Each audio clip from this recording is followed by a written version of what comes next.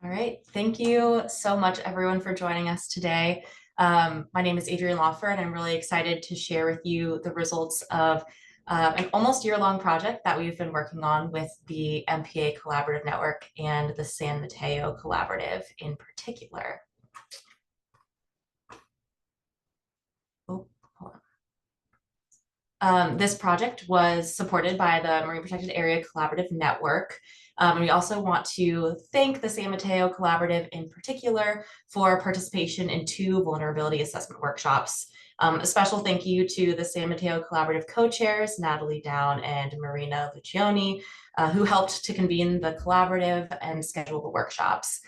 We'd also like to thank all of the scientific experts that shared their knowledge through individual interviews, the science summary, and participating in the workshops.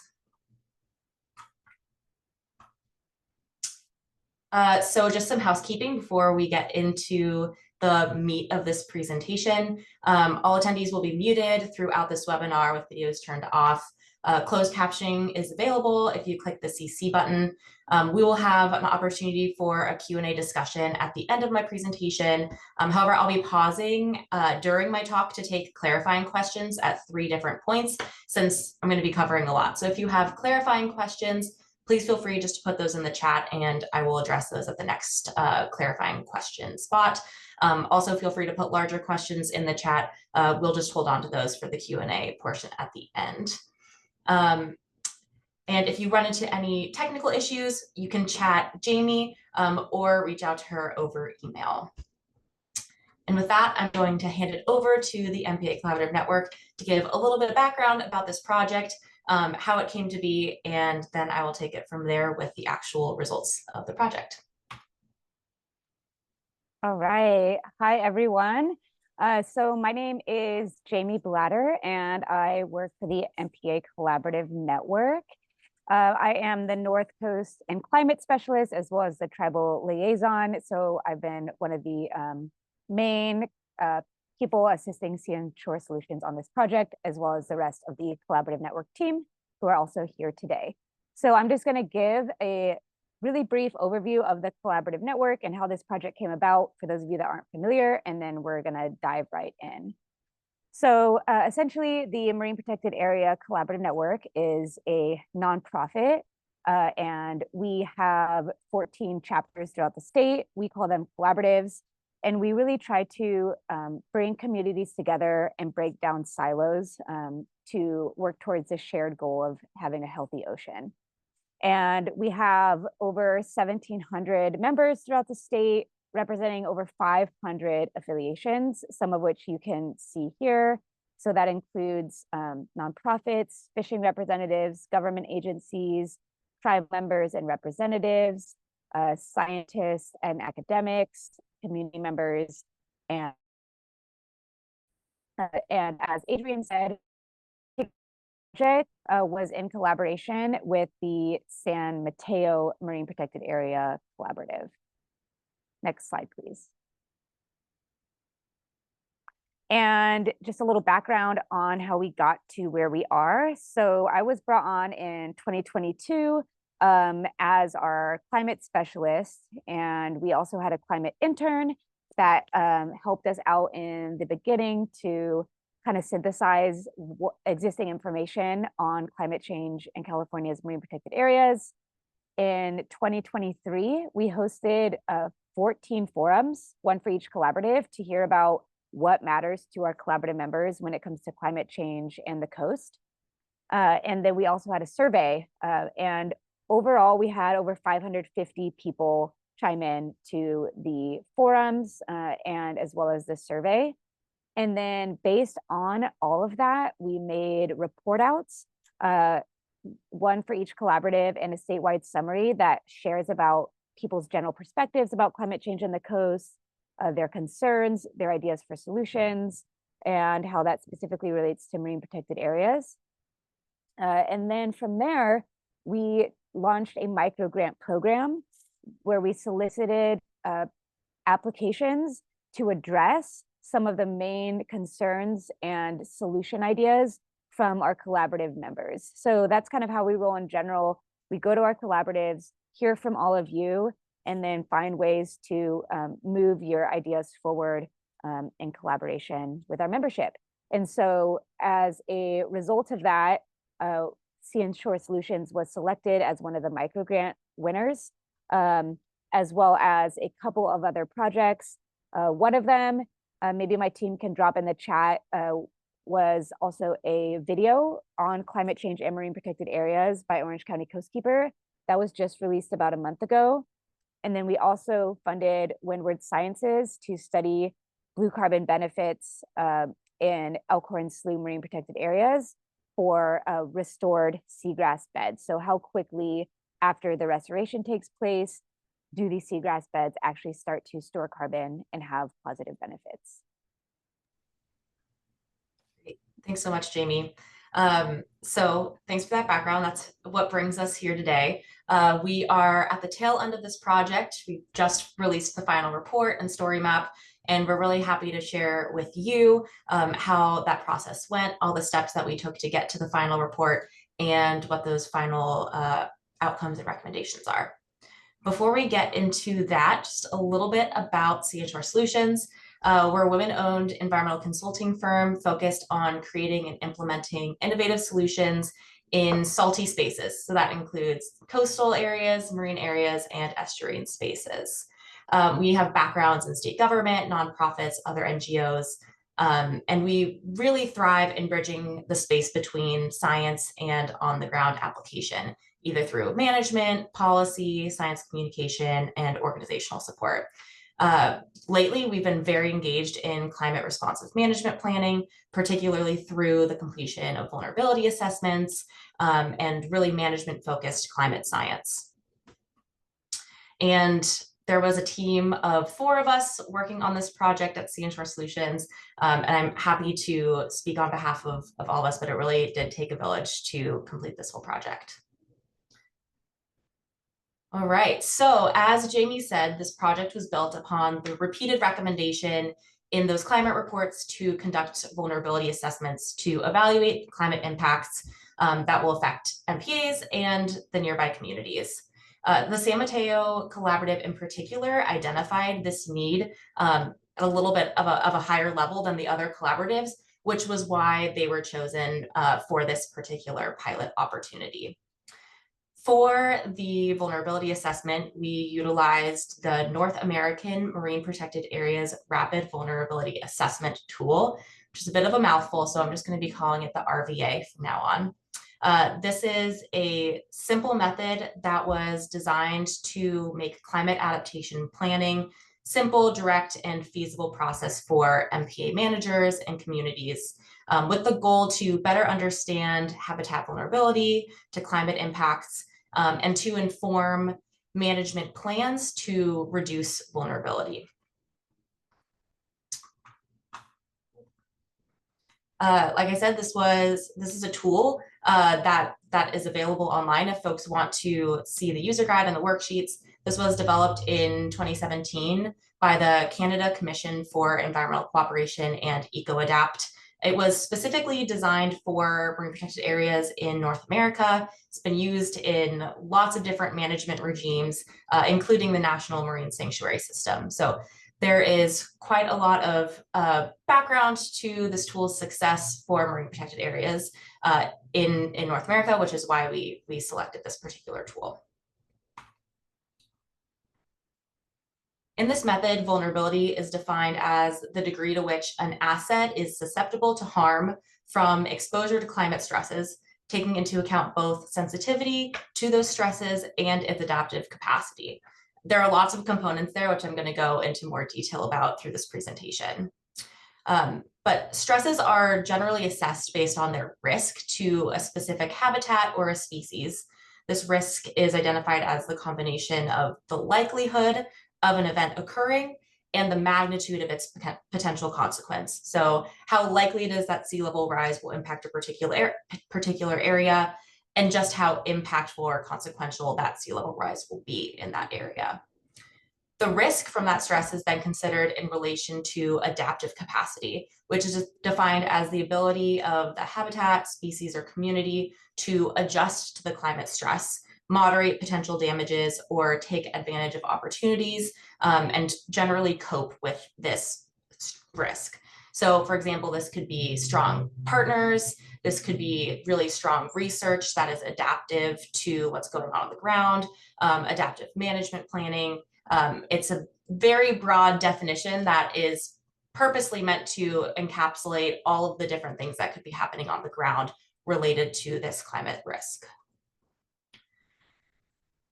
And there's a really nifty matrix that allows you to find what your actual vulnerability score is based off of risk and adaptive capacity. So for example, if you have moderate risk and high adaptive capacity, then the overall vulnerability would be low.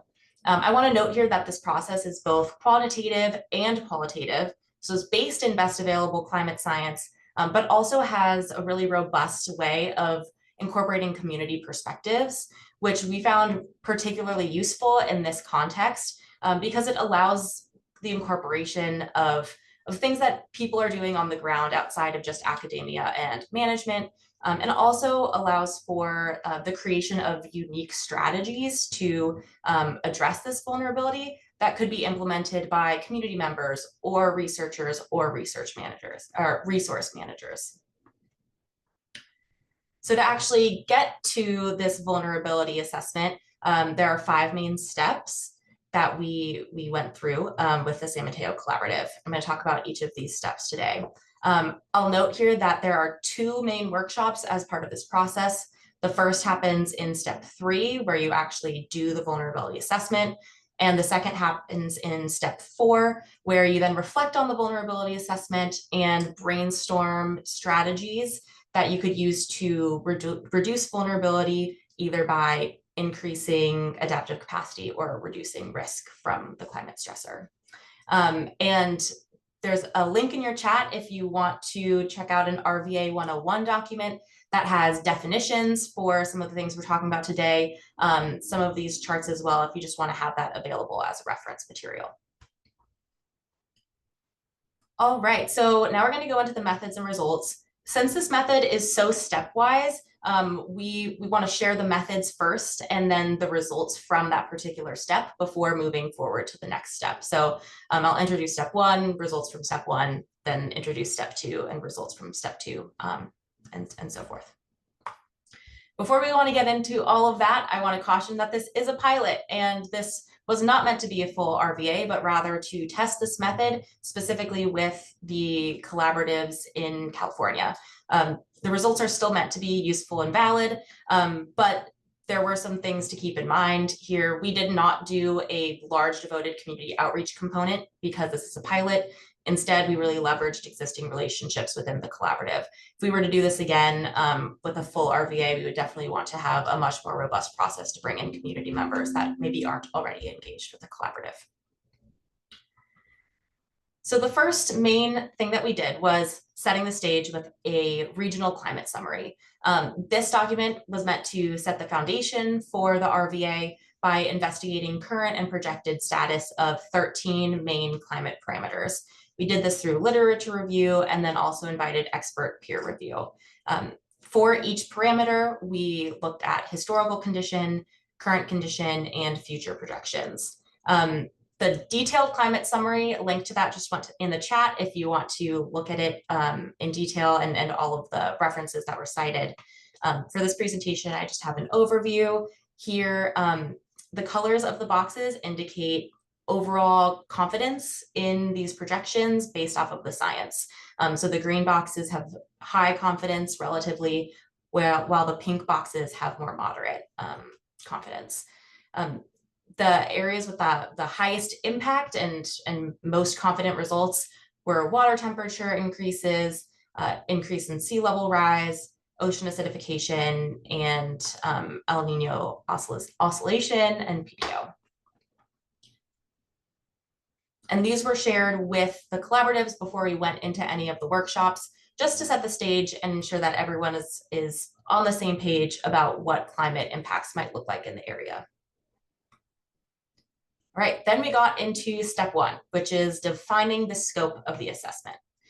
The goal of this is to really clearly identify what exactly you want to be assessing through the vulnerability assessment in terms of habitats and species, significant climate change stressors, non-climate stressors, and timescale.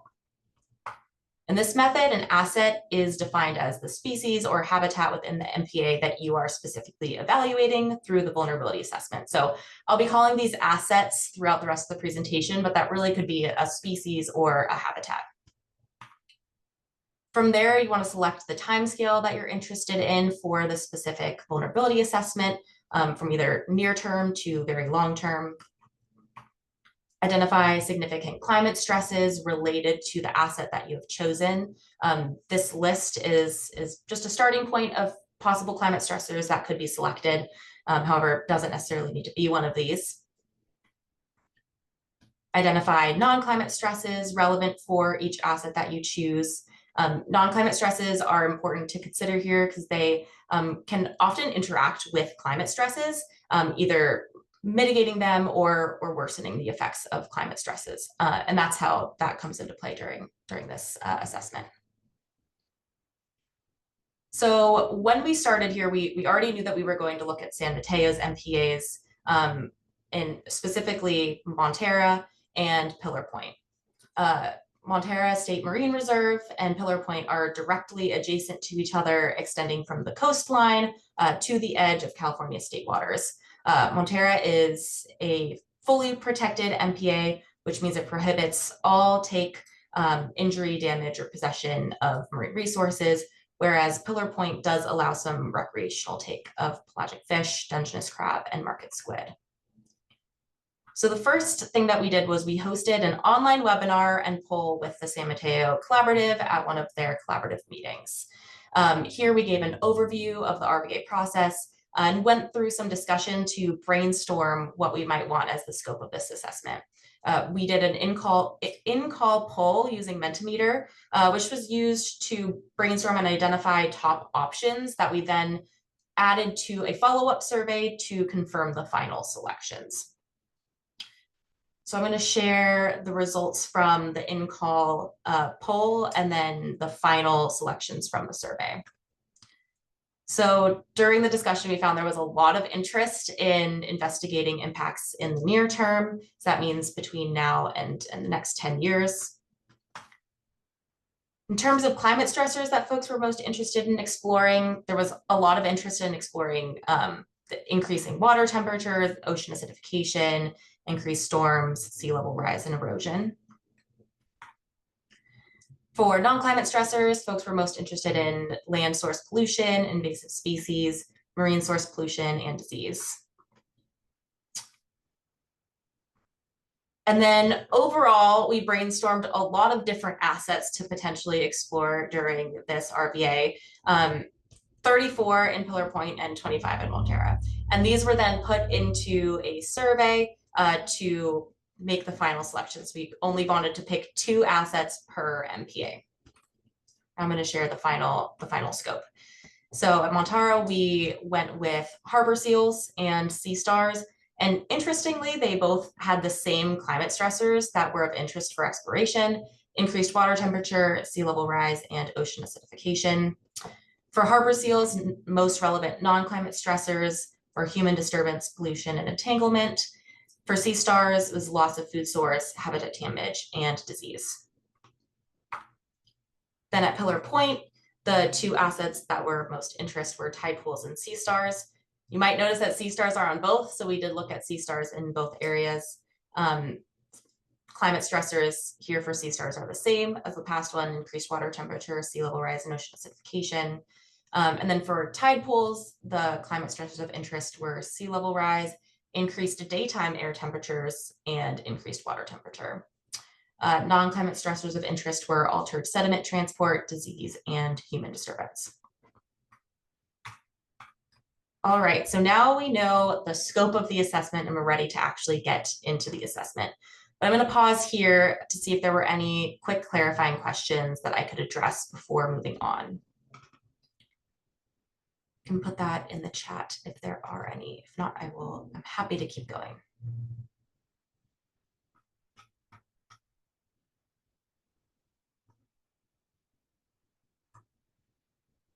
All right, means I did a good job explaining it, so I'm happy to move on.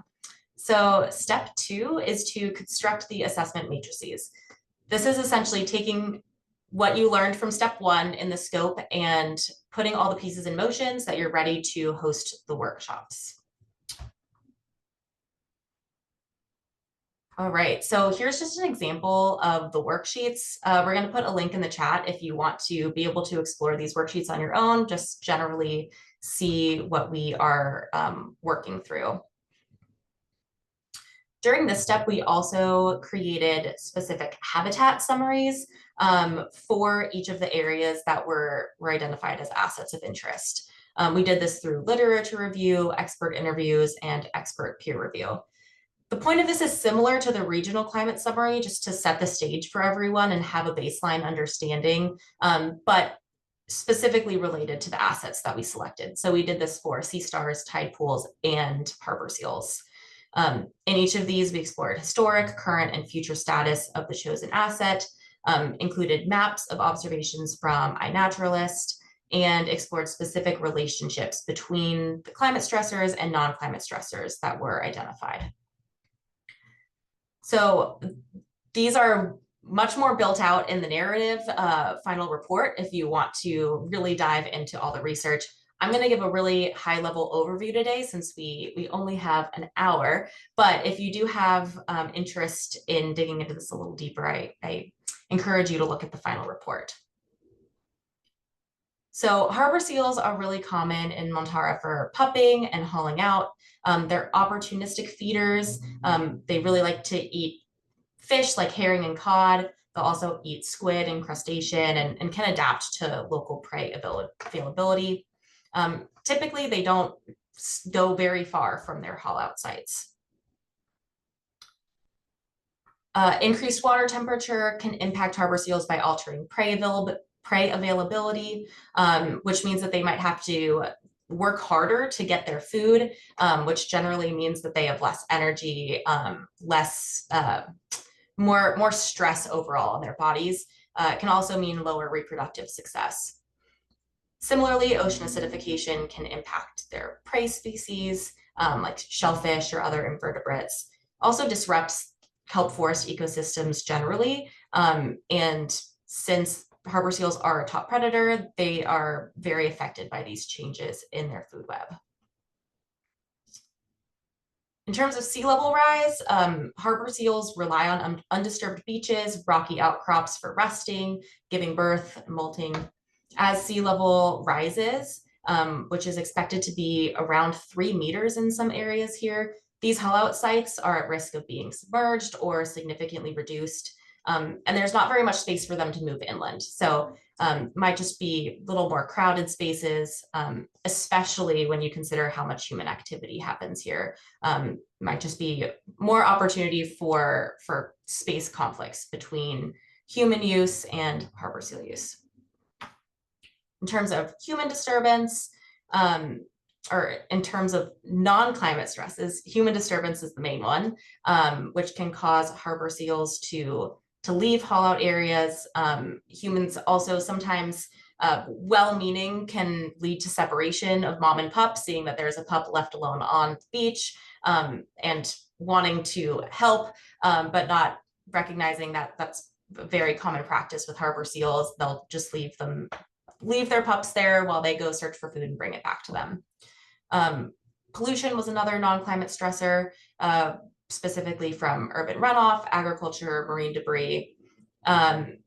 These toxins can bioaccumulate in the food web. So that means that each time an animal is consumed up the food web, it just magnifies the amount of pollution within that individual.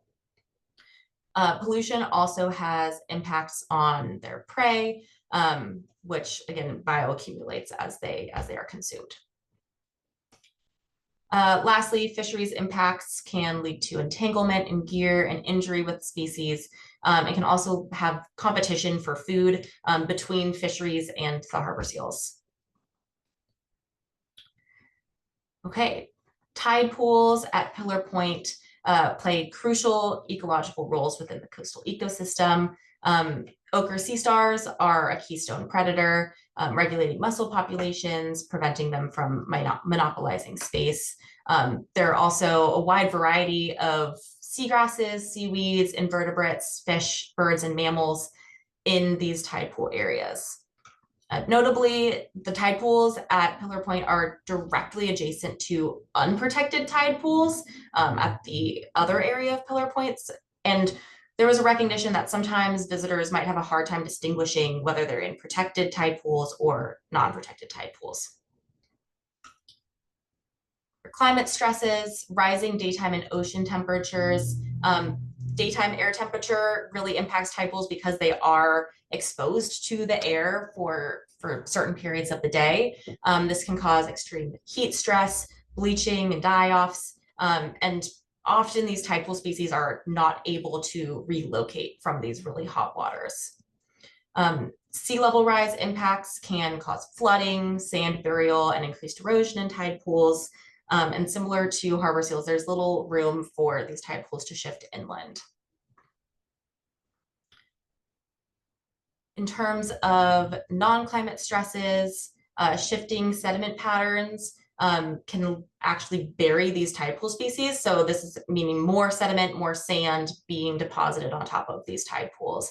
And this can clog filter feeders such as mussels and barnacles, and can also strip tide pools of the rocks and crevices that the little species like to live in.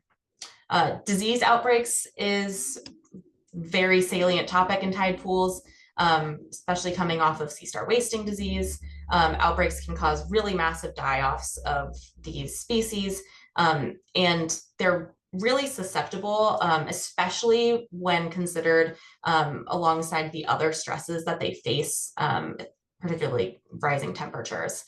When there are disease outbreaks, they can be really contained within the little pools of a tide pool, which means that it can spread really rapidly. And lastly, human impacts such as walking on tide pool areas, messing with little tide pool critters, bringing pollution, sunscreen, and litter is another impact. However, the experts that we chatted with wanted to note that they don't think this is quite as damaging as some of the other stresses. All right, lastly, sea stars. We explored sea stars in both Montara and Pillar Point. They're very common across both areas. Ochre sea stars and bat stars are the most common, and they were highly impacted by sea star wasting disease. Obviously not related to haul-out sites. Sorry, that's left from the harbor seals. For climate impacts, sea stars are really impacted by sea level rise, and there's really limited space for them to move in, similar to the tide pools, because they are located in tide pools. So they are limited by that. Also, reduced habitat for mussels, which is one of their main food sources. As ocean temperatures increase, this just increases more stress within the animal in general, which makes it much more susceptible to disease. We saw this with sea star wasting disease.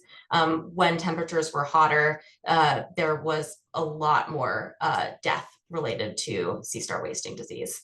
And lastly, ocean acidification weakens their skeletons, reduces their energy level, just generally makes it harder for them to live, and makes it harder for them to recover and fight off diseases. All right, and then lastly, non-climate stresses for sea stars, loss of food sources from mussel harvesting in protected areas. This is particularly an issue in Pillar Point because there is that other tide pool area nearby, and it can be hard for visitors to distinguish where they are harvesting mussels. This impacts sea stars' ability to grow and reproduce when they're not able to access this food source. Habitat disturbance, funnily enough, from harbor seals disturbing these rocky habitats. They like to haul out on the tide pools, and this can harm sea stars. Also, human use and trampling when humans are tide pooling. And lastly, disease outbreaks, just sea star wasting disease, which we now know the culprit of, which means that a lot more research can be done, but there's still a lot to be learned about this disease. But we do know that it is worsened by other environmental stressors, such as increased heat and ocean acidification. All right, I will pause there for any questions. And I see that there might be some issues accessing one of the documents, but we'll follow up and make sure that that gets shared appropriately so you're able to view it.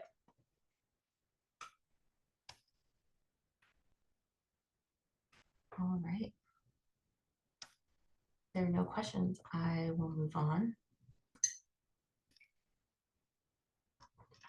Okay, so this information was shared with the group before we actually undertook the assessment, serving as a base level for knowledge about these specific assets that we were looking at. Then we went into actually doing the RVA assessment, which is where we applied local knowledge and this expert knowledge to describe and evaluate how these stressors might impact vulnerability at these different sites. As I mentioned before, vulnerability in this method is assessed as the combination of risk and adaptive capacity. In the first exercise of the workshop, we explored risk, and in the second exercise, we explored adaptive capacity. I'm going to walk through exactly how we did that. In the first exercise, we assessed risk as the relationship between the likelihood that a specific stressor would occur and the consequence of that occurrence. So for example, how likely ocean temperatures are to rise, and then just how impactful that will be. If risk is high, then it plays a large role in increasing vulnerability. And there's an opportunity to reduce that vulnerability by reducing risk. If it's low, then might not play a large role in vulnerability. So first, we identified the likelihood of each climate stressor occurring for each asset on a scale from rare to almost certain. This was identified through discussions, mixture of science summary, expert input, and live discussions during the workshops.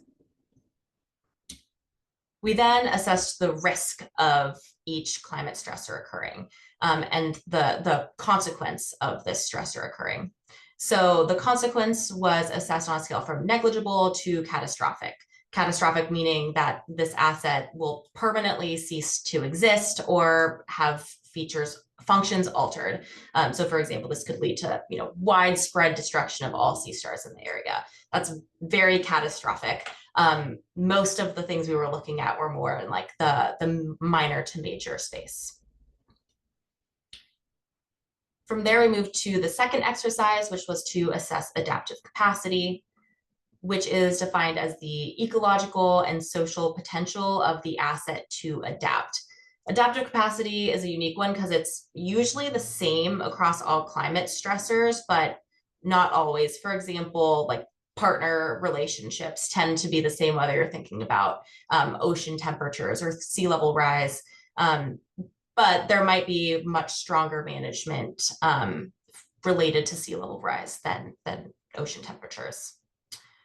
We scored adaptive capacity on a scale from 1 to 5, 5 being absolutely ideal and 1 being critical. Like this is really a place where folks need to be working on improving the adaptive capacity.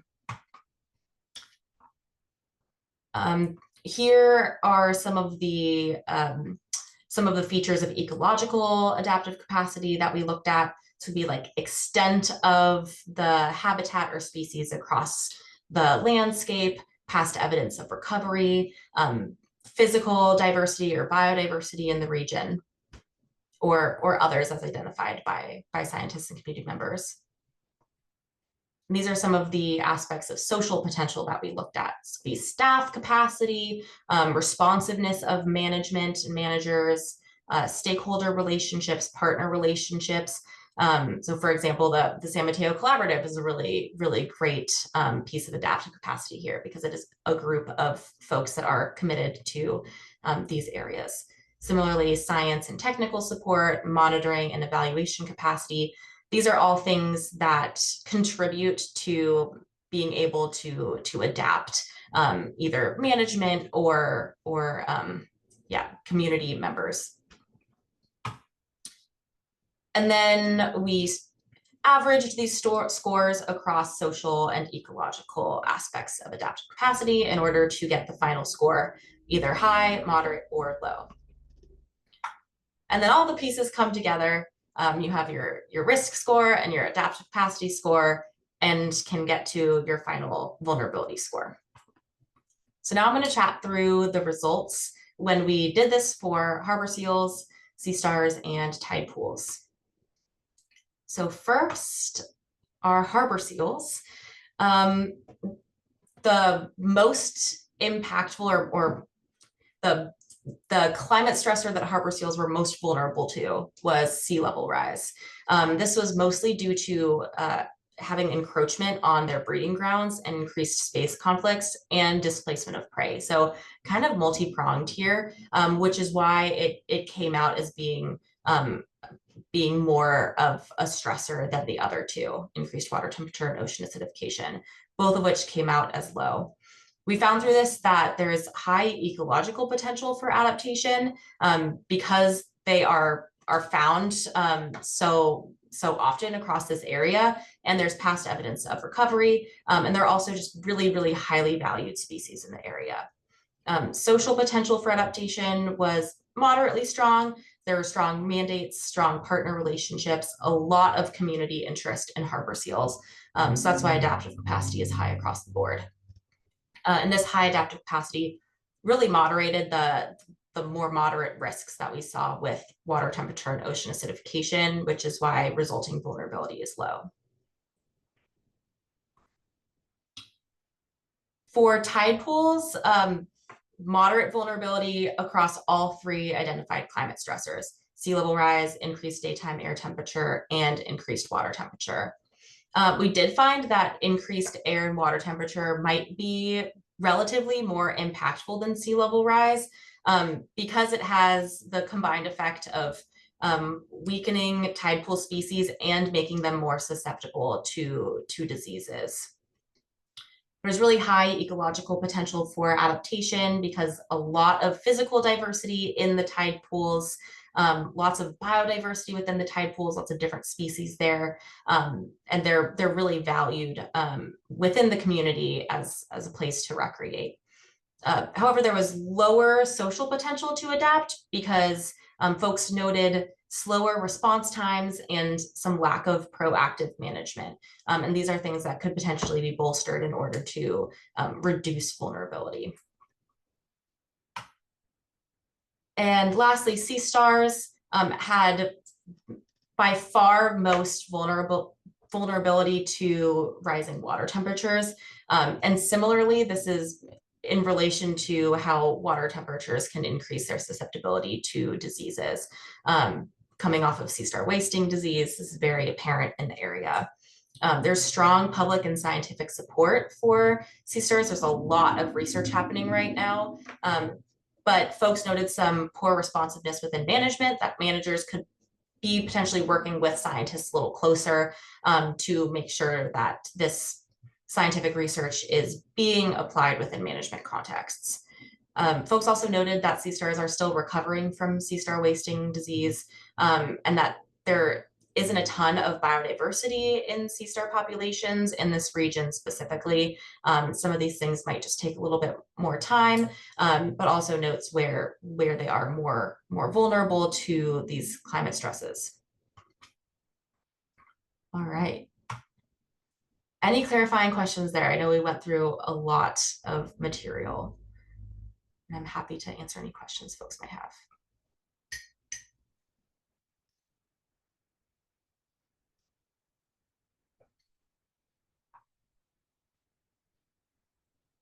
All right, because that means that these slides are very, very clear, and I'll take that as a win. All right, so you're on the second to last step here, which is adaptation strategy development. And this step builds on the vulnerability assessment results to help identify strategies and implementation plans for those strategies to help reduce vulnerability by either reducing risk of the climate stress or increasing adaptive capacity. So the first step here is to brainstorm a bunch of different solutions that could potentially reduce risk or increase adaptive capacity for each asset. And the goal here is to really get all sorts of crazy ideas.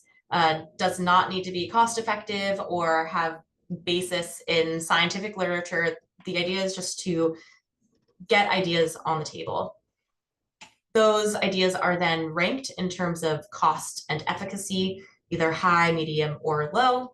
And from that, you can winnow down and choose a couple that you actually want to build out. So an example here, the Greater Fairlawns did this.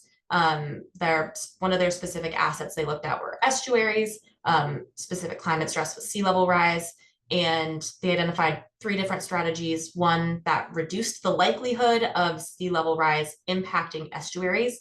This would be to add or relocate sediment in order to build up to keep pace with sea level rise.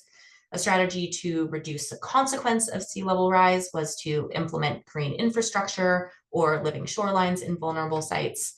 And then the strategy to increase adaptive capacity was to purchase lands behind vulnerable estuaries to allow that landward migration of the estuary as sea level rise occurred. So hopefully that gives you a good idea of how you can look back on the vulnerability assessment results and use that to think about the different levers that you could use to build up that resilience to vulnerability. So once you have your strategies picked that you want to actually build out, then move into a strategy implementation session. For us, we chose 2 strategies per asset. Actually, Sea Stars, we allowed a third one to come in. So we have 3 for Sea Stars and 2 for the other 2 assets. And for each of those, develop an implementation plan outlining leaders and potential partners, monitoring and evaluation criteria, funding and costs, existing or needed management mechanisms, and timeline. So I'm going to go through the 5 different strategies that we have. I'm going to keep it pretty high level today, but we have the full implementation plans in the report that has been linked, and we'll put that link in the chat again at the very end so that you can look through all of these implementation strategies in a little more detail. So across the workshops, we identified 29 total strategies, pretty even across whether they either reduced risk of the climate stressor or increased the adaptive capacity of the area. 11 strategies were brainstormed for tide pools, 10 for harbor seals, and 8 for sea stars. The first strategy that we built out for harbor seals was to build stewardship through increased city education and engagement initiatives. So the idea is to leverage and build relationships with the city to cultivate a community that values and protects harbor seals. This kind of was built off of a strategy that was recently used at San Mateo to educate folks about the dangers of sneaker waves and how to be conscientious when you're on the beach. This could be very similar to that approach by placing billboards, advertisement materials. The goal is to reduce enforcement actions, increase positive docent intercepts, and we would be able to assess all this through pre and post surveys with community members. This initiative is likely to reach a broad audience and hopefully create tangible behavior changes in how people interact with harbor seals, mainly educating them on not separating moms and pups, how close you are able to get to a harbor seal safely and while being respectful to that individual. The second strategy is to increase monitoring of haulouts and enable dynamic management protections, which would essentially mean that we could monitor in real time where the seals are and then implement protections based off of which areas are being most used. To do this, we would need to develop a spatial model to predict haulout areas, increase monitoring in the region to actually track the shift in these haulout behaviors, and work with state agencies to create a process to establish dynamic protections in these areas. The goal would be to decrease seal and human conflict, make sure that they have the space that they need to haul out, and especially during pupping seasons. For tide pools, the first strategy was to increase the number of tide pool docents, especially during low tides, to really encourage positive and sustainable ways of interacting with tide pools. This could mean increased docent hours, more training materials for docents on how to engage when visitor might be interacting with a tide pool in a way that is harmful. The overall goal here is to increase public awareness of tide pool species and how to safely interact with them, have an enhanced visitor experience, and decrease handling and maneuvering of those species. Another idea here was to consider hosting specific tide pool tours during the vulnerable times by permit only. So this could potentially close off areas that we know that are specifically vulnerable at that time and allow visitors to engage with them with a docent. Last strategy for tide pools, to identify natural refugia areas and strengthen protections. This would mean finding areas that are offering more safety from warming ocean waters and daytime temperatures, perhaps pools that are known to be a little bit larger, a little bit deeper, and don't get quite as hot, and increasing or adding new protections for those specific areas. Monitoring those species in those refugia, how they're doing, and hopefully this could increase the likelihood of survival of species in those particular areas. Right now we're on sea stars. So the first strategy for sea stars is to build a science to management working group to increase science and management relationships. This goal for this is to create a space for the creation and implementation of solutions related to sea stars, since there is a lot of science on sea stars right now, and working to make it more seamless for that to be integrated into management. To do this, you need to hire an organization or person to serve as the group leader, or potentially hire a facilitator, form a formal group roster, host regular meetings and opportunities to share information. Second strategy is to investigate resilient genotypes for potential outplanting.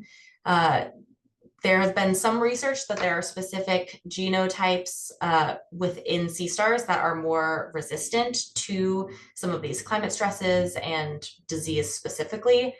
The idea is to conduct feasibility analysis of investigating possible impacts of outplanting these specific genotypes in the San Mateo region. And if feasible, actually outplanting those genotypes. The goal would be to increase successful sea star recruitment throughout the region and contribute to long-term species resilience. All right, and very last strategy is to identify climate refugia and apply area-based protections, similar to the tide pools one, but this is really focused on refugia for sea stars, refugia from those warming waters, monitoring the sea stars in those refugia areas, and training docents on how to assess conditions on the ground and actually potentially move sea stars to areas that are less impacted. All right, and then the final step is to create a narrative vulnerability assessment report and share it out, which we are happy to share with you all today. So we have a full narrative report that's linked in the chat. This has all of the nitty-gritty of the methods and the results. But if you want a more high-level overview, just similar to what we talked about today, you can view the story map for high-level process and results. Links to those are in the chat. So what's next? We are working on bringing this method to more MPAs in California. The pilot showed that this is a beneficial process. Community members and scientists and resource managers that we worked with all noted that this was a really helpful exercise and a really unique way of bringing together these different user groups in one space to help create a plan for these assets of interest. The strategies that we identified are already being leveraged for funding requests. These concepts are really ripe for implementation. And we encourage anyone who's interested in applying some of those to use this as inspiration. All right, and now I'll take any questions in our remaining time.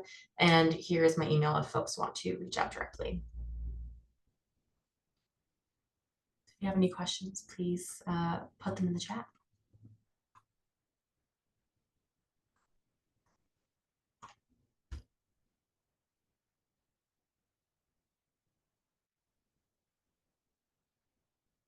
Ooh, okay, I see a question from Lewis. I hope I'm not messing up your name, Lewis. Any surprises, anything that was easier or harder than expected?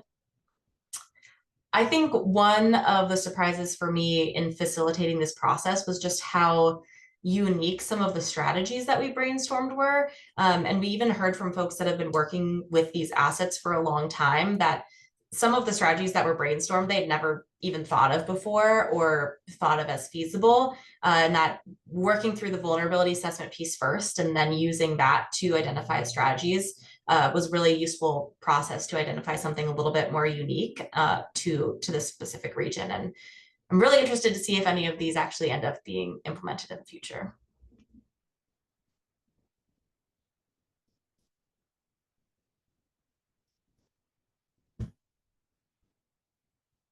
Any other questions?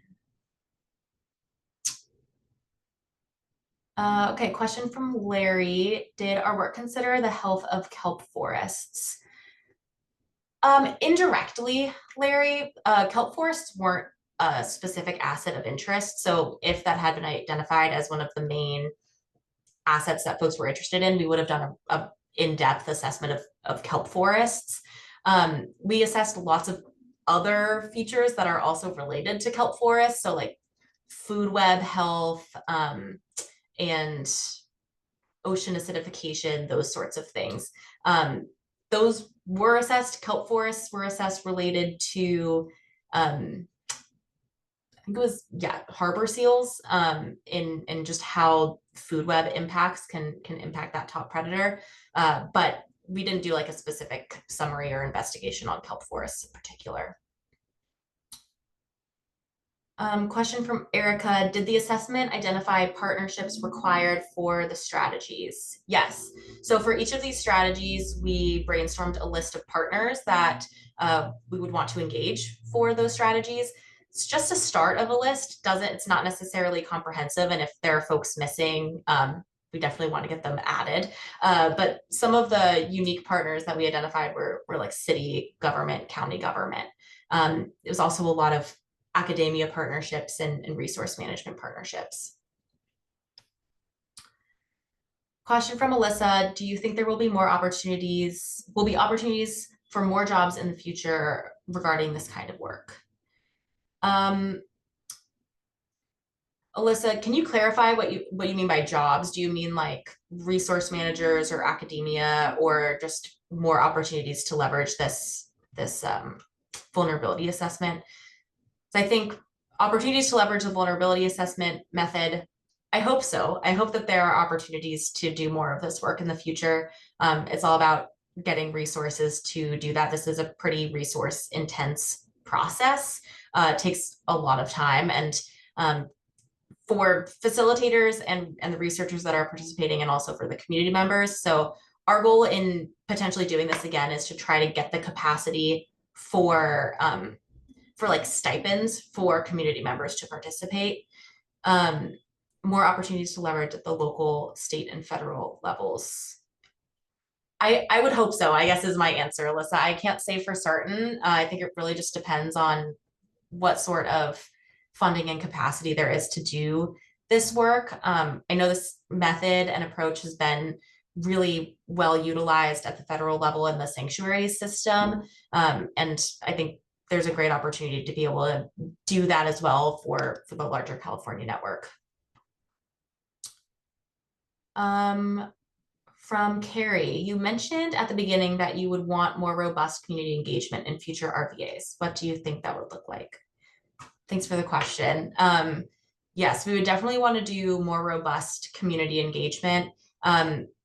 This could mean, putting out flyers, having Facebook and Instagram posts, just casting out a broader net to get community members to participate in this. like I said, we really only used community members that were already engaged with the collaborative. So those are folks that are already tapped into this space. However, we recognize there are a lot of people in the area that weren't. So yeah, putting out flyers, having folks who are community members through the collaborative use their relationships and the spaces that they live and work to bring in more people. So, you know, someone always goes to the library, they can put up the flyer in the library. We also want to, in the future, have these workshops happen in person in the areas that we're doing the assessment. These were all virtual due to, you know, this is just a pilot. There were like some constraints here, but having an in-person event we think would be much more successful in getting people to show up, having, you know, very nice food and beverage and potentially stipends for folks that are having to miss work to participate. All right. And I think last comment here we can leave it on is seeing dollar signs when looking at the strategies and approach, which yes, I completely agree. All of these things would take some money. However, some of the strategies, if you look at the report, are lower cost to implement than others. For example, the science to management working group could easily be adopted by a specific lab at a university that just like hosts a meeting once a month virtually, right? I think there are some cost-effective ways to make some of these things happen, but hopefully this can be fodder for funding proposals in the future and help get some more capacity and support to implement these solutions. That's what I was about to say, Adrian, as well, as that, like, you know, in a way, this is like an early step towards making these solutions a reality, because first, you know, we know climate change is an issue throughout the state and we know it's going to impact MPAs. But in order to move to the point where we're actually doing projects and getting funding for it, we need to identify what are the biggest concerns, what species are concerns, what do local communities care about. And then from there, now we have things that we can take and turn into proposals because we have these ideas that are vetted out. And so that's my hope that, you know, major outcome from this is that we have identified some next steps based on both community voices and the science, and that we can now go seek to make these projects happen. Yeah, absolutely. Thanks, Jamie. Great. And I think with that, we'll finish right on time. I encourage folks, if you wanted to grab one of the links in the chat and haven't yet, make sure you grab that before you head out.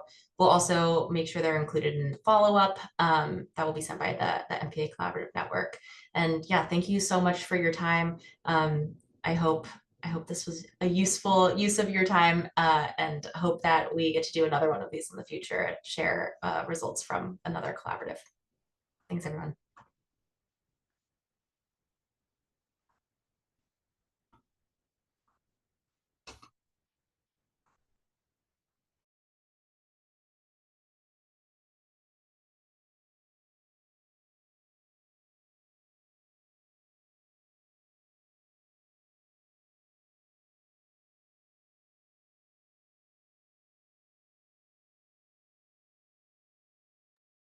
All right, I bumped everyone to the waiting room besides the team. Nice work. Woo-hoo! Still being recorded.